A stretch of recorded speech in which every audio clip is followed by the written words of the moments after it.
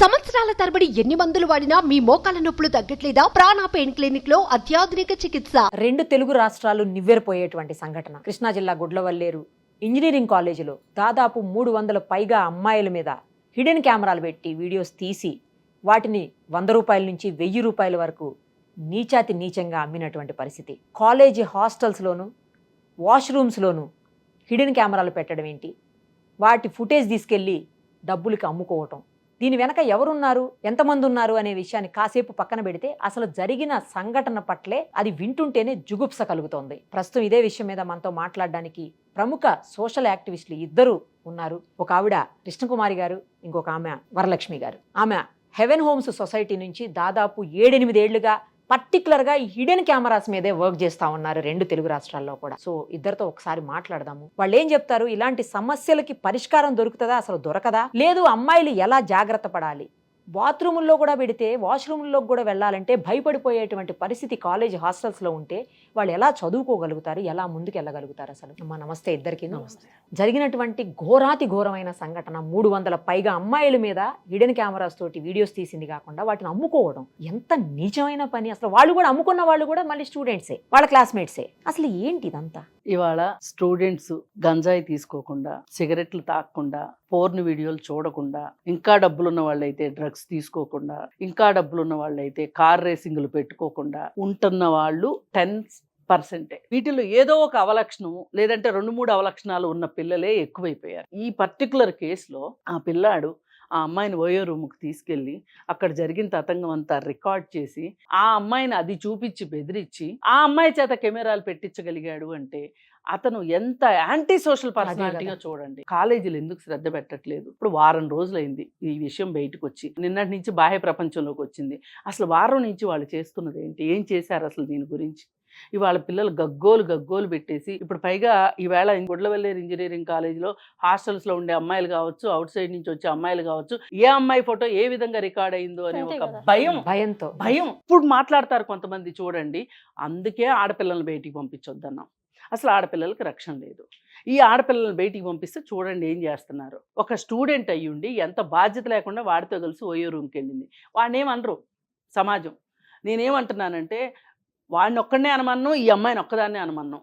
అందరిది బాధ్యత ఉంది ఇక్కడ. కానీ వీడు ఆ వీడియోలను అమ్ముకోవడం దగ్గరికి, అంటే నేరం చేయడం, దానిని సంతోషంగా చూసుకోవడం, మళ్ళీ దాన్ని మార్కెట్ చేయటం, ఇదేమన్నా మన ఇంట్లో పడిన వంకాయలా అండి అమ్ముకోవడానికి? అసలు ఇంత దుస్సాహసానికి వెళ్ళాడు అంటే ఒక్కడైతే చెయ్యడండి. ఉన్నారు, గ్యాంగ్ ఉంటారు, ఇట్లాంటి దరిద్రాలకి గ్యాంగులు ఉంటారు. ఈ కేసు పర్టికులర్గా నేను ఒక కొంచెం లా తెలిసిన వ్యక్తిగా చెప్తున్నాను. నిర్భయ చట్టం అట్రాక్ట్ అవుతుందండి. నిర్భయ చట్టం పెట్టేయాలి. కొంతమంది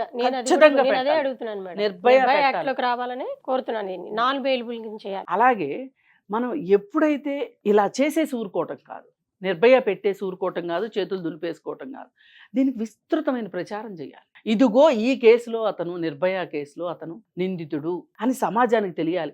ప్రతి ఒక్కళ్ళకి ఏమంటారంటే ఎన్కౌంటర్ చేయొచ్చు కదా, అది చేయొచ్చు కదా, ఇది చేయొచ్చు కదా అని సలహాలు ఇస్తారు. అవి కాదు చేయాల్సిందే.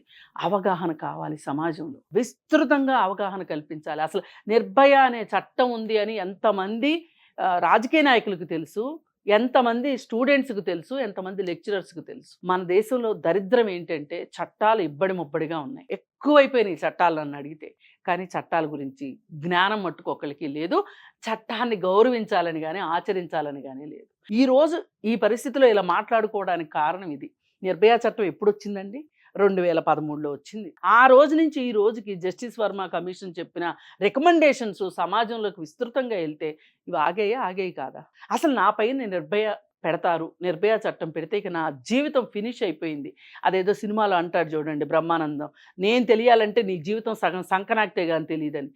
సంకనాకిపోతారు. తల్లిదండ్రులు బాధపడవచ్చు, కాదనను, కానీ తల్లిదండ్రులు దగ్గరుండి కేసు కట్టిస్తే ఇట్లాంటివి కొంతమంది తల్లిదండ్రులకి మార్గనిర్దేశం అవుతుంది. మన ముచ్చిమర్లో ఏం జరిగిందండి? పిల్లలు చేస్తే తల్లిదండ్రులు వాళ్ళని మీకెందుకు, మీరు పక్కన ఉండండి అని చెప్పి ఆ చనిపోయిన పిల్లని తీసుకెళ్ళి రాయిగట్టి కృష్ణానదిలో వేశారు. ఆగిందా ఏమన్నా? నిజం దాగిందా? దాగలేదు కదా. నేను అదే అంటున్నా, తల్లిదండ్రులు మీ పిల్లలు ఎంత భద్రంగా ఉండాలని మీరు అనుకుంటున్నారో పక్క పిల్లల్ని కూడా భద్రంగా ఉంచాల్సిన బాధ్యత మీ మీద ఉంది. మీ పిల్లలు తప్పు చేస్తున్నారని తెలిసినప్పుడు చట్టానికి అందివ్వండి మీరు, అప్పుడే ఇట్లాంటివి ఆగుతాయి. మీరు గత కొన్నేళ్లుగా ఈ హిడెన్ కెమెరాస్, సీక్రెట్ కెమెరాస్ మీదనే వర్క్ చేస్తా ఉన్నారండి. షాపింగ్ మాల్స్ లో కావచ్చు, లేకపోతే ఇట్లా హాస్టల్స్ రూమ్స్ లోని ఇట్లా చాలా చోట్ల ఇలా జరుగుతుంది, అన్యాయం జరుగుతుందని పోరాడుతా ఉన్నారు. ఇప్పుడు ఈ పర్టికులర్ కేసులో మీరు ఏదైతే మీరు పోరాటం చేస్తున్నారో అదే ఇష్యూ జరిగింది ఇక్కడ. వాష్రూమ్స్ లో కెమెరాలు పెట్టి నీచానికి దిగజారారు. వాష్రూమ్ లోని పెట్టి దిగజారడం అంటే ఇక్కడ ఒక ప్రేమ జంటగా వీళ్ళిద్దరూ ఒక అమ్మాయి అబ్బాయి ఇద్దరు కలిసి వెళ్ళడం. చాలా మంది అమ్మాయిలు అబ్బాయిలు ప్రేమించుకుంటున్నారా, ఫ్రెండ్స్ గా ఉంటున్నారా, అది వాళ్ళ వ్యక్తిగత విషయం అండి. ఎవరైనా సరే చాలా జాగ్రత్తలు తీసుకోవాలి. ఇక్కడ ఫ్యామిలీ మెంబర్స్ కే సేఫ్టీ లేదు, ఇంట్లోనే సేఫ్టీ లేదు. అలాంటప్పుడు నువ్వు ఎవరితో పడితే వాళ్ళతో బయటికి వెళ్ళిపోయేటప్పుడు ఏమైనా జరగచ్చు. అక్కడ నువ్వు వెళ్ళిన తర్వాత అక్కడ రికార్డ్ అయింది, రికార్డ్ అయిపోయిన వెంటనే నిన్ను బ్లాక్ మెయిల్ చేయటం వాడు ఎప్పుడైతే మొదలు పెట్టాడో వెంటనే కంప్లైంట్ చేయాల్సింది. చేస్తే అప్పుడు ఏమవుతుందంటే దానికి ఒక సొల్యూషన్ ఉంటుంది, నీకు సొల్యూషన్ దొరికేది. ఎందుకంటే నేను అనవసరంగా ఇలా అయిపోయానే, నేను బాధితురాలను అయ్యానే, నాలా ఇంకెవరూ కావద్దు అని చెప్పేసి నీకు ఉండాలి. నువ్వు ముందు అందులోంచి ఇరుక్కున్నావు కాబట్టి నువ్వు బయటికి రావాలి ఫస్ట్. అప్పుడు నీ పేరెంట్స్కి కానీ పోలీస్ కంప్లైంట్కి కానీ ఇలా ఉంది నా పరిస్థితి అని నువ్వు తెలియచేసే, అంటే పేరెంట్స్ కూడా చూడండి, ఇంట్లో అమ్మాయి ఎలాంటి ప్రాబ్లంలో ఇరుక్కుందో చెప్పుకునే అంత ఫ్రీడమ్ కూడా పేరెంట్స్ ఇవ్వట్లేదు. ఈ పని చేశానని చెప్తే ఏమంటారు అంటే వాళ్ళు చేసింది చాలా పెద్ద తప్పు అని అర్థమయ్యే భయపడుతున్నారు. వాళ్ళకి తెలుసండి, చేసే ముందు తెలుసు, చేసిన తర్వాత తెలుసు. ఇదేం వీళ్ళు ఏం చిన్న పిల్లలు కాదే కదా, తెలియక ఎవరో చాక్లెట్ ఇస్తే ఇప్పుడు 8 ఏళ్ల పిల్ల 5 ఏళ్ల పిల్ల వాళ్ళు వేరు, అసలు వాళ్ళు కాదు కదా. ఇప్పుడు ఇంత వయసు వచ్చింది, ఇంజనీరింగ్ కాలేజీలో చదువుకునే మేజర్స్ బ్లాక్ మెయిలింగ్ దిగారు అని అంటే అది చాలా దూరం వెళ్ళిపోతుంది. అది మనం చనిపోవచ్చు, మన ద్వారా ఇంకా ఎంతో మందికి ఏమన్నా హాని జరిగే ప్రయత్నాలు, ఏ అనర్థమన్నా మనతో చేయిస్తారు. కాబట్టి తక్షణమే ముందు అవగాహన పెంచుకొని కంప్లైంట్ ఇచ్చినట్టయితే కనుక తల్లిదండ్రులకి చెప్పాలి. తల్లిదండ్రులు సపోర్ట్ తీసుకొని ఇలాంటి విషయాల్లో కంప్లైంటింగ్ ఇవ్వాలి. నేరుగా వెళ్ళి పోలీస్ స్టేషన్ కి వీడియో చూపించి కంప్లైంటింగ్ కూడా అనేది అంత సాధ్యమైన పని కాకపోవచ్చు, అంత ధైర్యం కూడా కాకపోవచ్చు. కాబట్టి అప్పుడు మనకి తోచిన మన రిలేటివ్స్ గానీ ఫ్రెండ్స్ గానీ ఎవరో ఒకరు చెప్పే ప్రయత్నం చేసి వాళ్ళని సపోర్ట్ తీసుకొని ఫ్యామిలీ మెంబర్ సహకారంతో వెంటనే కనుక వెళ్తే ముందు అది డిలీట్ చేయడంతో పాటు ఇంకా ముందుకు క్రైమ్ పెరగకుండా చూసి, ఇప్పుడు ఆ అమ్మాయి తోటి ఇప్పుడు స్పై కెమెరా పెట్టించారని అంటున్నారు. అది ఎంతవరకు నిజాలో కూడా మనకి తెలియదు.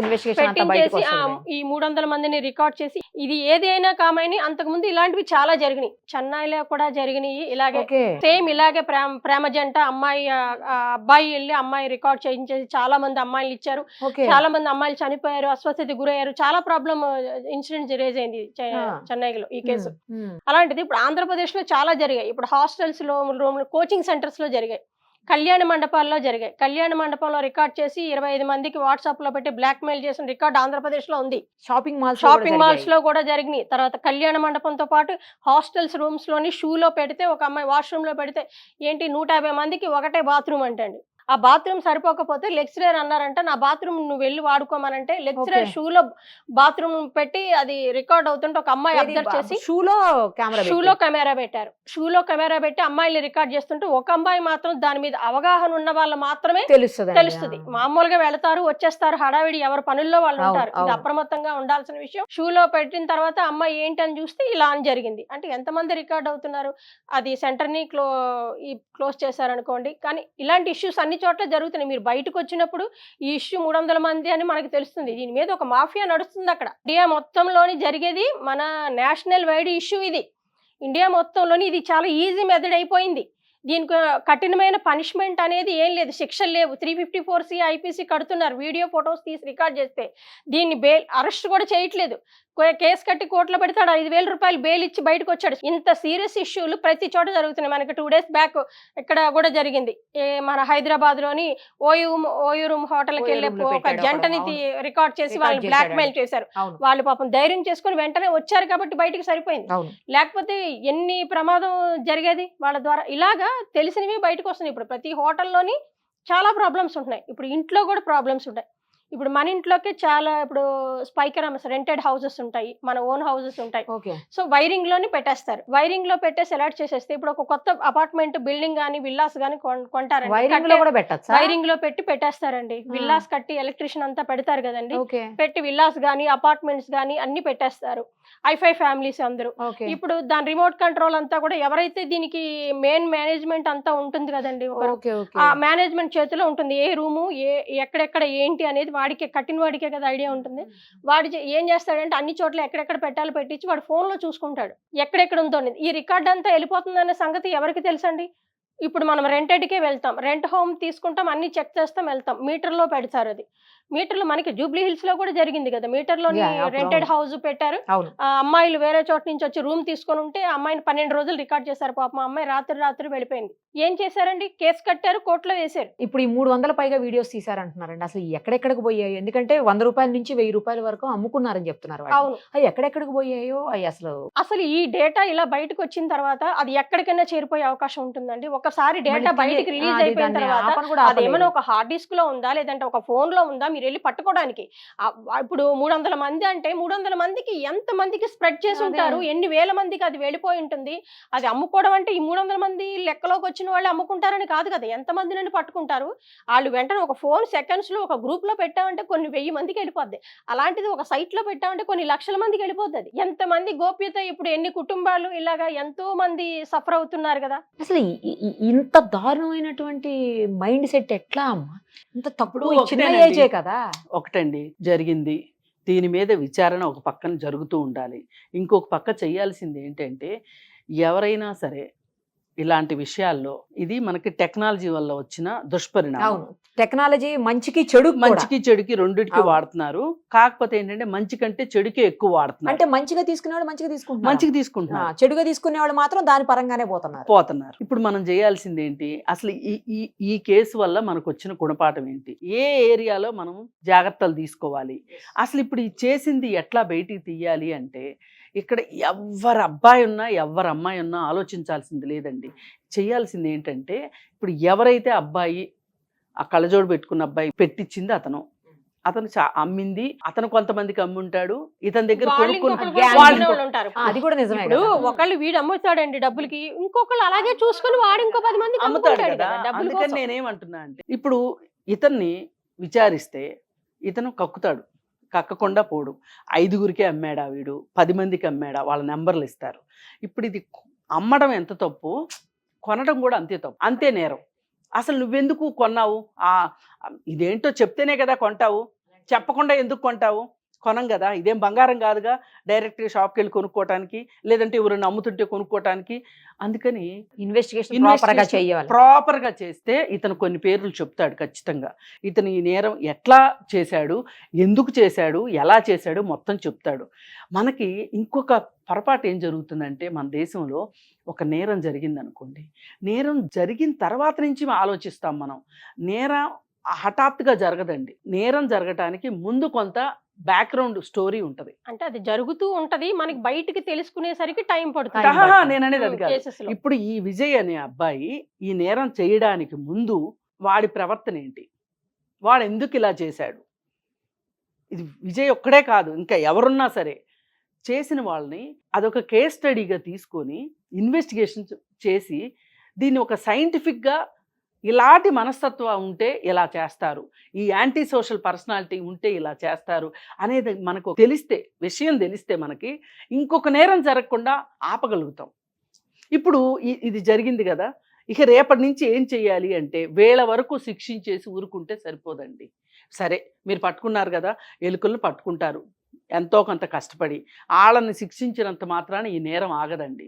ఈ నేరం ఆగాలి అంటే మీరు ప్రతి చోట, అది గవర్నమెంట్ ఆఫీసా, స్కూలా, కాలేజా, అవగాహన కల్పించాలి, స్టిక్కరింగ్ జరగాలి, అవగాహన పెట్టాలి. ఇప్పుడు ఈ కాలేజ్ ఉందండి, ఈ కాలేజీలో నాకు తెలిసి